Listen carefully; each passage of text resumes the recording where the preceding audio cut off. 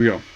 Welcome back to Dragon Ball Daima Anime Review, episode number 10. We're reviewing the 10th episode of the series, Ocean.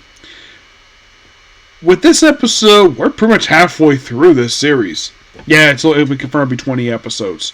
So, in this episode, basically, King Gorma basically is informed what's going on here.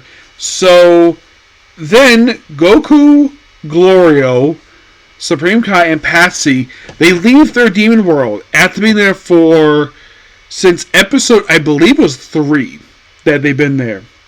So at that point, they had been there for about 7 episodes. They finally leave, and there's the army car, and lucky enough, just by sheer coincidence, Patsy, who's basically royalty, and Patsy, basically Sir Warp, and why not go to the first world? No, we're going to the second one instead, because we need to get the Dragon Balls. Okay, and Gloria actually agrees with Goku. Let's go World 2. And they get there, and it's drastically different from Third World, which there was very heavy. Here it seems pretty normal, almost like Earth. So they get there, and then the Gendamas proceeds to attack them, firing at their vehicle, and then of course Goku jumps out, uses his pole, beats the crap out of this entire squad, and of course the full retreat. And mentions, oh yeah, is there still Krakens here? It's like, yep. And then here's a Kraken. I'm like, that's interesting. A Kraken, which according to Earth mythology is actually from Norse mythology, even though it was used actually in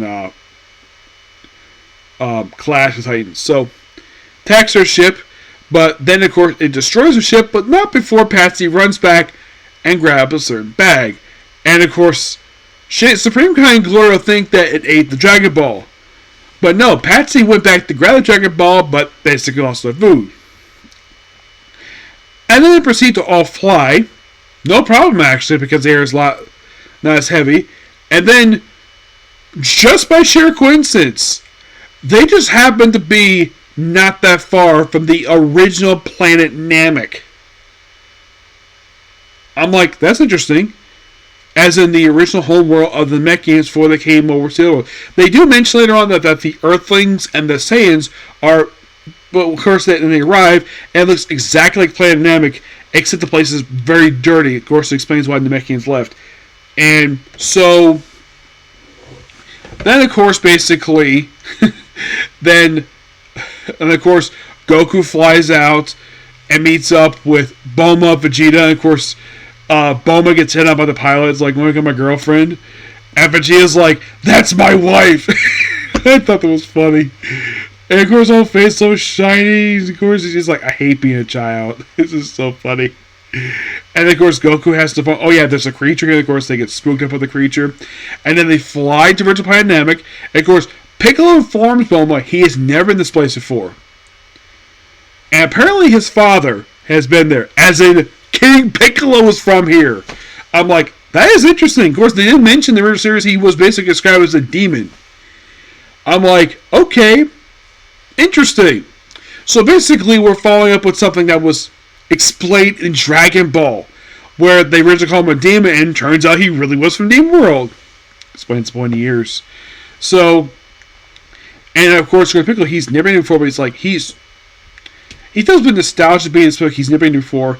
And Supreme Kai, of course, they tell us everything. Of course, they explain what's going on here. So, they explained that the distant ancestor,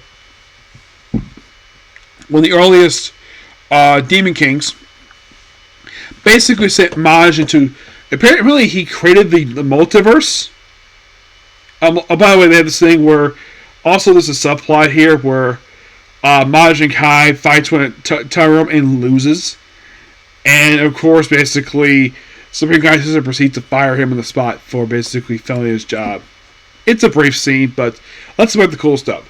So, the way it's explained here is that this one Demon King created the 13 multiverses,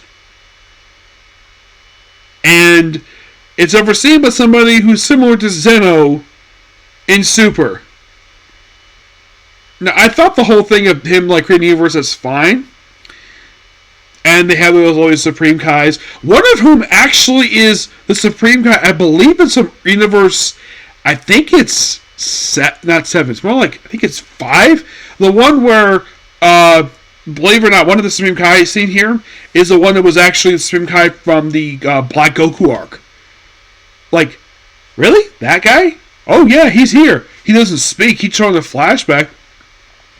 I think I remember correctly. I think he's from Universe 5. I believe he was. It wasn't 6. I think it was 5. I think it's all the Supreme Kais, same as we see over in Super. And then, of course, apparently by Deborah's predecessor, they restrict travel to these other multiverses. And, oh, by the way, they do explain why I want to go visit Supreme Kai's homeworld. He describes nothing is there. Like, the trees, basically, the creator rays are all gone. I'm like, okay. So they get a lot of development for lore when it comes to... They do kind of explain why Namekians left. Apparently, also, they were treated as slaves. Interesting. Not sure why that was basically prevalent in the show.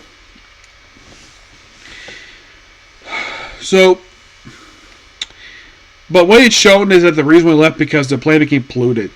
That's pretty much the reason why they left. And just by sheer coincidence, the home scene here look exactly like the homes we see on the original planet Namek, the one we see in the main universe. I'm like, interesting. I didn't mind the whole multiverse thing where this one guy created these multiverses, which I thought that was kind of stretching it. But having this other guy who's not Zeno being the one in charge of everything, I think that was a bit of retcon. Maybe this guy was Zeno's predecessor. It's possible. Because Zeno was one in charge of it in Super. Because that's the only question thing I thought about this backstory I didn't really understand. So... And basically, like, oh yeah, and also the pilot who basically brought Bulma, Piccolo, and Vegeta describes, well, oh yeah, basically that the Air 2 basically related to Supreme Kai. He describes them as jerks, and Supreme Kai is like, yeah, that's true, they are. Which I'm surprised he basically agrees that by his own siblings. So... Oh, they fight over snacks? No, they never fought about that. They fought about other stuff, but not that. Which, I do like that. So it's like, you finish watching this, you get the second half of the episode, like, we get a lot of revelation, like, almost like last episode. With, like, also, the episode ends on a very interesting note, where the Namekian we last saw in episode 2, he comes back. And there's a possibility he might meet Piccolo next episode. Looking forward to that. Yeah. Great episode. Yeah, it does basically establish a bit of a retcon when it comes to Dragon Ball.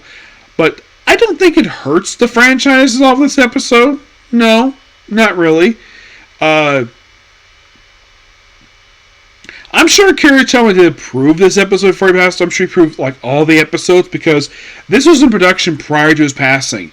So I'm sure he approved every script before he passed away. I think it was just last year. I think it was he passed away. So yeah, I guess. Oh, by the way, the preview next episode is that looks like Vegeta's gonna find the Toriyama of Demon World 2. Interesting. Yep. But not much to say about this episode. Like I said, it's really good. And we have 10 more to go. Unlike the Air 2 anime, which I have 2 left, this has 10. Yep. So, yeah, this particular review. Please be sure to like, comment, subscribe, turn notifications. That's it for here. So, excuse me. Next up, I'm going to go ahead and do this, is Return of Kamen Rider. Okay? Thanks for you. Bye.